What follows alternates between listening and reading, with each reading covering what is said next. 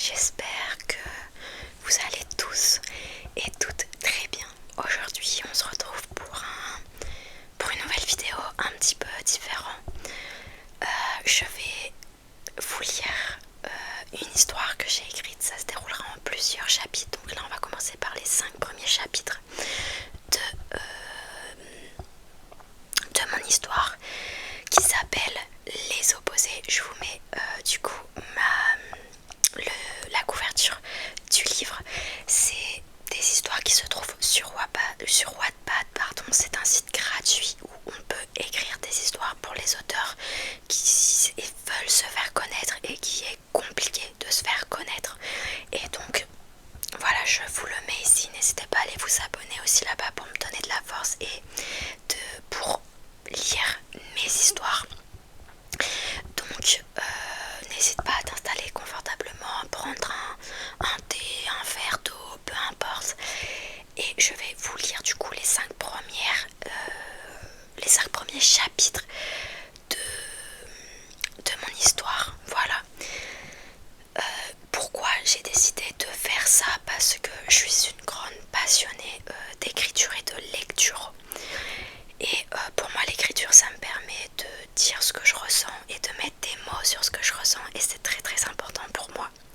Donc voilà, pour commencer, avant de commencer le premier chapitre, je vais vous lire du coup le résumé de l'histoire. Donc avant toute chose, c'est une dark romance, donc je vais peut-être piper certains passages ou autres qui peuvent être compliqués, avoir des mots peut-être un peu trash, et voilà, et des scènes explicites. Donc c'est pour un public averti, bien évidemment.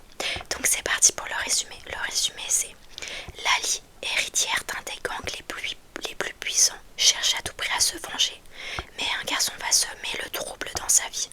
Entre la haine et l'amour, lequel des deux triomphera? Je te laisse avec ce résumé et je te laisse avec le générique, et on commence tout de suite le premier chapitre. C'est parti. Avant de commencer cette vidéo, c'est écrit de lire cette histoire-là. C'est un des tout premiers romans de dark romance que j'ai pu écrire, donc je suis pas forcément très satisfaite de ce que j'ai écrit, même si je ne suis jamais réellement satisfaite de ce que j'écris en général. Mais bon, bien évidemment c'est un tout premier, je l'ai écrit il y a au moins peut-être un an et demi maintenant. J'ai progressé au fur et à mesure. Donc voilà, soyez assez indulgents sur la façon de l'écriture. Je sais qu'il y a des trucs, c'est pas du tout, absolument pas du tout parfait. Nous sommes partis pour le premier chapitre de mon histoire. Moi c'est Lali, j'ai 22 ans. Je suis la fille héritière d'un des plus puissants gangs de mafia, les Bikers. Mon père a repris le gang de mon grand-père, etc. Cette famille. En parlant de mon père, il est, comment dire, très strict. Depuis que ma mère est morte, tuée par le gang ennemi, les 12 Quins. Je les hais, je cherche à tout prix à me venger. J'avais que 10 ans quand cela s'est produit. Sous mes yeux, ils ont pris ma mère en otage et l'ont tuée devant moi. Et mon gang, ils m'ont forcé à regarder. Depuis, j'ai complètement vrillé. Je couche avec tout le monde pour essayer d'oublier ma douleur. Je fais que des soirées. Et je me suis promis de ne pas tomber amoureuse, cela rend faible. Et j'en ai l'exemple de mon père. Ce gang ennemi, on en a toujours voulu à notre famille. Mais je ne sais pas pourquoi. Et je compte bien le découvrir. Puis je peux compter sur mon groupe d'amis. Swan, Hermès, Louis, Luz et Aurélie. On a grandi ensemble et on a fait les 4 son coup. Notre jeu favori, les soirées. Et faire peur aux autres, c'est tellement satisfaisant. Car moi, personne ne peut me toucher. Je suis l'héritière, alors je joue de ma posture. Et comme mon père me dit pratiquement rien, c'est cool. Je suis toujours en études à l'université. Ça ne m'intéresse strictement pas. Je fais que des conneries. Je réponds à tout le monde. Mais ma mère voulait absolument que j'aille à l'université, alors je tiens sa promesse. C'est juste pour elle que je le fais. Mais mon Dieu, ça m'énerve jamais. Ça m'énerve, j'aime pas les gens. Voilà, c'est dit. Je suis actuellement avec mon groupe de potes dans ma luxueuse villa familiale. On est en train de boire des coups, bien sûr, du champagne. On ne boit pas n'importe quoi. Hermès, il y a une fête ce soir, on y va. Louis, c'est qui l'a fait? Hermès, je sais pas, un gars du lycée, ça te dit Lali? Lali, carrément, je suis toujours partante pour aller me bourrer la tronche et choper quelques gars. Swan, tu peux pas t'en empêcher, hein? Ah ça non, nous rigolons tous ensemble, c'est les seules personnes que j'aime réellement, on se dit tout et on est toujours là les uns pour les autres. Gouvernante, Madame Lali, votre père vous attend dans son bureau. Lali, très bien, j'y vais de ce pas. Hermès, tu sais ce qu'il veut? Lali. Aucune idée, on verra bien. Je me dirige à son bureau, toujours avec mon verre de champagne à la main. Lali, salut papa. André, Lali, tu vas arrêter d'ouvrir toutes mes bouteilles de champagne. Lali, fais pas ton rabat-joie, André. André, ne m'appelle pas sur mon prénom, je suis ton père, donc tu ne m'appelles papa. Très bien, sinon tu voulais quoi? Je veux que tu assistes à une réunion avec moi. Pourquoi faire? T'as décidé de me laisser entrer dans ton affaire. Oui, mais en échange, il va falloir que tu te calmes. Et pourquoi ça? Tu es l'héritière de ce gang, tu dois mieux te comporter. Mais je me comporte très bien. Tu en es sûre? Je sais très bien ce que tu fais, tes petites soirées, je parle même pas des garçons. Tu m'espionnes maintenant.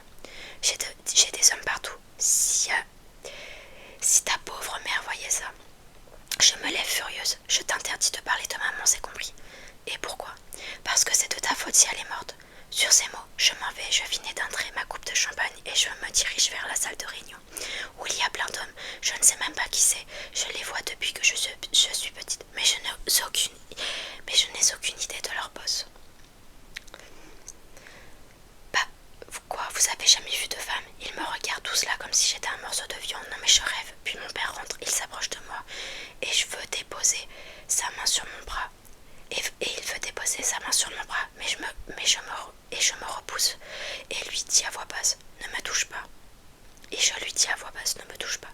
Je m'en vais à l'autre bout de la salle m'asseoir et j'attends la réunion. Et d'un ennui, mon Dieu, c'est pas possible. Moi je veux de l'action, traquer ces abrutis, le gang ennemi, les faire payer, mais mon père est faible. Ouf, la réunion finie, j'ai cru m'endormir. En fait, je pense que je me suis endormie. Pas grave, mon père m'a regardé avec ses espèces de gros yeux, mais je n'ai plus 9 ans, donc ça ne marche plus. Je vais dans le salon, là où sont tous mes amis. Allez, bougez vos culs, on va à cette putain de soirée. Chapitre 2. Attendez, avant d'y aller, je reviens, j'en ai pour 2 petites minutes.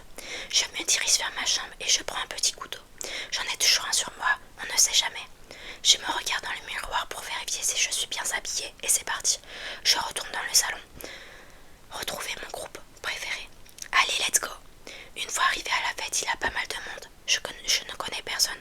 Enfin si, mais je leur parle pas. On ne vient pas du même monde. D'ailleurs, tout le monde nous regarde. Quoi, vous voulez une photo peut-être? Puis tout le monde retourne à ses occupations. Allez, venez les filles, on va se servir à boire. Aurélie, yes, car les gars sont déjà en train de draguer. On rentre dans la maison, ça va, elle est pas moche. Mais bon, une maison typique, bon oui, j'ai des goûts de luxe, c'est pas de ma faute après tout. J'ai vécu que dans le luxe depuis que je suis née. Lali, Luce, la plus sage d'entre nous, tu sais qui fait la soirée. Yep, je me suis renseignée avant qu'on vienne, c'est le mec là-bas, il s'appelle Thomas. Je me dirige vers Thomas et je le salue. Je sais très bien que je vais pas lui reparler, mais bon, c'est mon moment de gentillesse d'ailleurs. Il est choqué qu'on soit là. Allez, que la fête commence. Avec les filles, on enchaîne les coups. Les gars nous sont rejoints et on s'éclate. Puis quand je bois, je sais que j'oublie un peu tout ce qui se passe, le deuil de ma mère. Puis avec les joints, ça me fait planer. Hermès, et Lali, regarde ce que j'ai. Il me montre un paquet, putain c'est de la cocaïne. Je lui arrache le paquet des mains de colère. Mais rends-le-moi, bordel. Je t'avais dit quoi, pas de cette merde. Puis dans une espèce de dealer, je lui fais pas confiance. Il en va aussi pour les 12 gains. Oh ça va, non ça va pas, putain tu fais chier. Je veux plus que tu vois ce gars, c'est terminé. J'avoue, Louis, j'avoue mec, elle a raison, ça craint, on sait jamais. Hermès, mais pourquoi on sait jamais? Je fais rien de mal.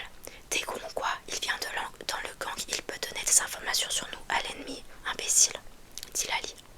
Je pars énervé, franchement, il me gave parfois, il réfléchit pas, puis c'est de la merde ce qu'il fait, et ce qu'il prend, même si je fume des joints, c'est pas la même chose. Puis j'en fume qu'en soirée, je rejoins les filles. Luce, oula, ça va pas toi? Non, Hermès a de la cocaïne, et surtout c'est ce dealer. Ça craint. Je laisse les filles, je vais voir un gars que j'ai repéré dans la soirée, puis les gars sont à mes pieds. Là, j'ai besoin de me défouler, donc c'est parfait. Je m'assois sur le lit et je commence à l'embrasser. Tu t'appelles comment toi?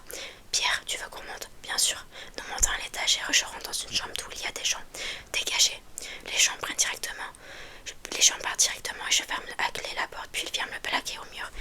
Et il commence à m'embrasser. Je le repousse contre le lit, je me mets à califourchon sur lui, puis je lui chuchote à l'oreille. C'est moi qui domine ici.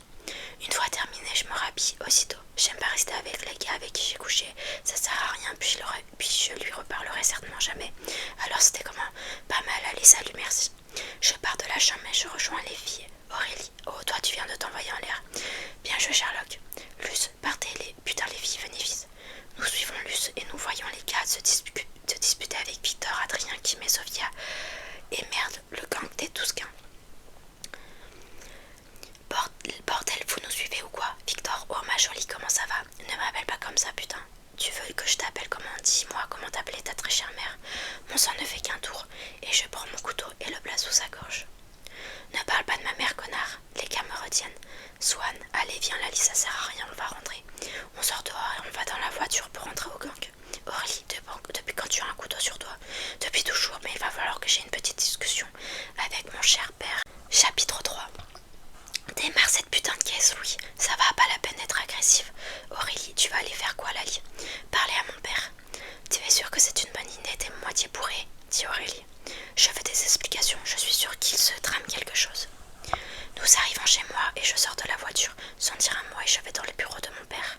Une fois dans son bureau, il n'est pas là. Et prise de colère, je renverse tout et je fouille pour pouvoir trouver la vérité. Lali, tiens, te voilà, je voulais te parler, dis-je en m'approchant de lui. Tu étais où? Tu pues l'alcool? C'est pas ton problème. Bon, pourquoi tu as foutu mon bureau dans cet état? Je veux des réponses. Par rapport à quoi? Tu le sais très bien. C'est trop tôt et je ne veux pas que tu souffres. Tu crois que je ne souffre pas? Oh, si je le sais que tu noies dans ton chagrin dans l'alcool et le sexe. C'est de ta faute, tu m'as toujours offert ce que je voulais et tu n'étais jamais là quand j'avais besoin de toi. Tu devrais avoir honte et maman devrait avoir honte. Il me faut et maman doit avoir honte. Il me fout une chipipe et je reste de marbre, complètement scotché par ce qui vient de se passer. Désolée ma puce, mais tu as dépassé les bornes. Ne refais plus jamais ça, c'est compris. Je pars du bureau de mon père en pleurs. Je rentre dans ma chambre, je vois une bouteille de champagne à moitié vide. Alors je la vois, puis j'appelle Hermès. Hermès, tu peux venir? Tout de suite posé. Avec Hermès, c'est compliqué. Ça a toujours été compliqué. On est sortis ensemble, mais c'était trop toxique. Mais en même temps, on a deux caractères très forts. Donc on est resté potes, mon meilleur pote avec le groupe, mais ça nous arrive très souvent de coucher ensemble. C'est toujours lui que j'appelle quand ça va pas. Je sais que lui aimerait qu'on se remette ensemble, mais moi non. Il le sait pertinemment, notre groupe n'a jamais réellement posé de questions sur notre relation. Vraiment bizarre. Mais il se doute de quelque chose. Une fois les filles m'en avaient parlé, mais avec Hermès on ne dit rien sur l'étendue de notre histoire. On est sex friends, même si lui voudrait plus. Je suis complètement épuisée. Je l'attends assis sur mon lit avec la bouteille de champagne à la main. Et j'y vais au plus vite. Je la regarde là, monsieur. Je dois avoir une mine affreuse. Mon mascara a dû couler. Il est 2h du mat. Il vient de se mettre à côté de moi. Il me prend dans ses bras. T'as parlé à ton père? Ouais, il m'a rien dit par peur de s'ouvrir, puis je m'éloigne de lui. Et je commence à faire les 100 pas dans ma chambre. Comme si je s'ouvrais pas. Il le sait, il me l'a dit. Je te jure que je vais réussir à savoir ce qu'il me cache. Mais oui, j'en suis sûre. Depuis que ma mère est morte, je suis en manque d'affection, mais je ne le montre pas. Il se rapproche de moi, puis il relève mon menton avec son pouce et me regarde dans les yeux. Tu sais que je pourrais te donner cet amour que tu veux. Non, Hermès, tu le sais très bien, on ne se correspond pas. Laisse-moi une deuxième chance. Non, notre histoire est déjà assez compliquée comme ça, mais par contre, il y a un truc que je veux tout de suite. Il se rapproche de moi, il se stoppe à quelques centimètres de mes lèvres. De ça, puis je l'embrasse vachement, il me soulève et je sais pertinemment que nous allons passer la nuit ensemble. Chapitre 4. Je me réveille le lendemain matin, la gueule de bois. Je suis collée à Hermès qui dort toujours. Il est 9h30. Merde, on accourt là. Bouge Hermès, on est en retard. Je sors du lit et je m'habille en vitesse, puis je prends des vêtements de Hermès et lui balance dans le visage. Putain Lali, allez grouille-toi. Ça va. Puis une fois prêt, en quatrième vitesse, Hermès veut absolument qu'on prenne sa voiture. Alors je ne discute pas et on y va. Même si je n'aime pas l'université, je veux avoir ce diplôme pour faire hommage à ma mère. Une fois à l'intérieur, c'est la pause. On a loupé déjà 2 heures de cours, ça va, c'est que 2 heures. J'ai fait pire. Nous rejoignons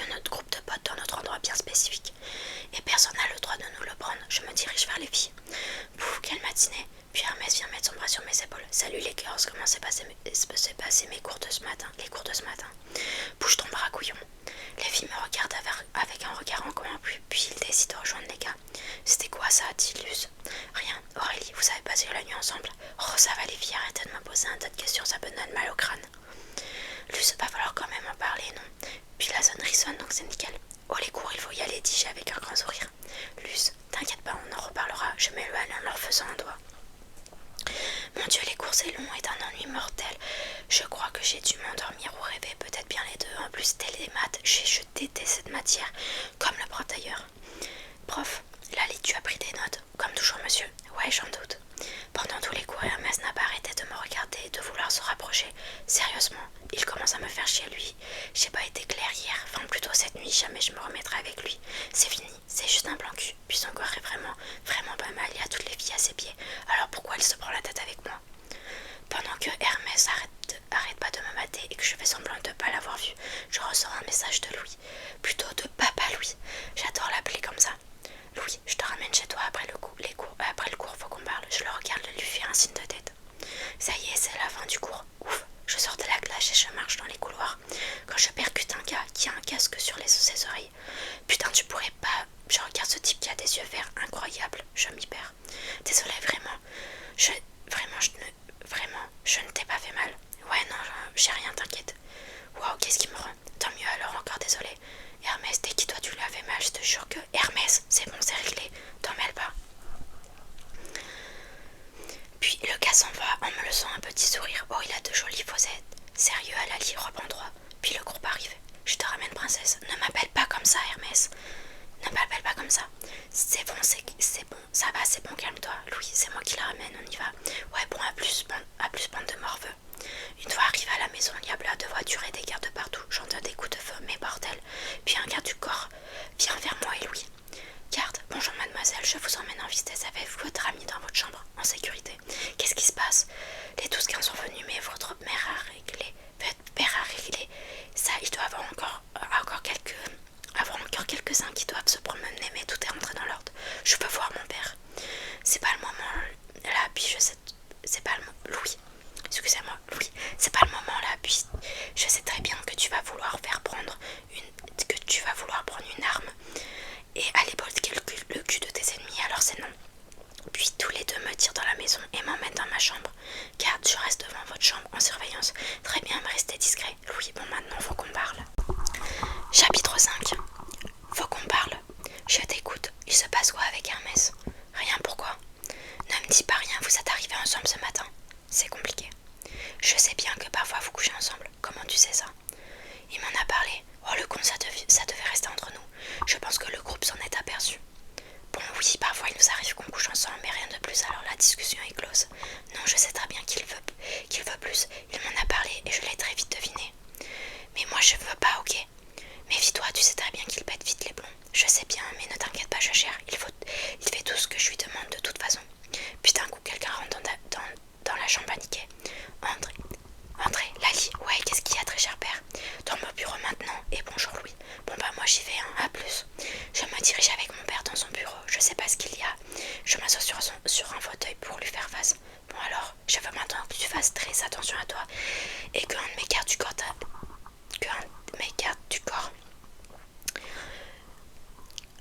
te suive partout. T'es malade ou quoi? C'est un ordre. Va te faire foutre. Je sors de son bureau furieuse. Il arrivait ou quoi? Lui, j'envoie un message aux filles pour dire que je vais débarquer chez elle car je sais que les deux sont chez Aurélie. Une fois arrivée là-bas, je descends de ma voiture et je reçois un message de mon père qui me demande où je suis, mais je ne lui réponds pas. Les filles, vous êtes où? La gouvernante. Bonjour mademoiselle, elles sont au sous-sol. Merci. Je descends et je les vois sur leur tel, sympa l'ambiance ici. Bah dis donc, il y a de l'ambiance ici, hein. Aurélie, oh purée, tu m'as fait peur. En même temps, tu es tellement concentrée sur ton tel. Luce, alors avec Hermès. Et c'est reparti. Luce, ah je suppose que lui t'en a parlé. Aurélie, en même temps, on sait tous que vous couchez ensemble. Ça va, je vais pas demander la permission à qui que ce soit pour pouvoir coucher avec quelqu'un. Luce, donc vous allez vous remettre ensemble. Jamais de la vie t'es malade ou quoi? Non, c'est un bon plan cul et un de mes meilleurs amis, un bon sex friend quoi. Nous rigolons peu chose un message de Swan. Viens vite avec les filles au parc, c'est la merde. Les filles, on bouge vite au parc, les gars ont un souci. Aurélie, qu'est-ce qu'ils font encore c'est con. Aucune idée. Nous arrivons au parc et ce que je vois me glace le sang. Je vois Hermès, Swan et Louis avec quelques personnes de notre clan et en face les Tousquins avec Victor, Adrien, Kim et Sofia. Mais je vois Hermès et Victor se cramponner. Et merde, les 5 premiers chapitres de cette histoire. J'espère que les 5 premiers chapitres vous ont plu. Dites-moi en commentaire ce que vous en pensez et voilà, parce que vos petites théories, mais moi je redécouvre l'histoire au fur et à mesure. Je me dis que j'aurais pu améliorer des choses.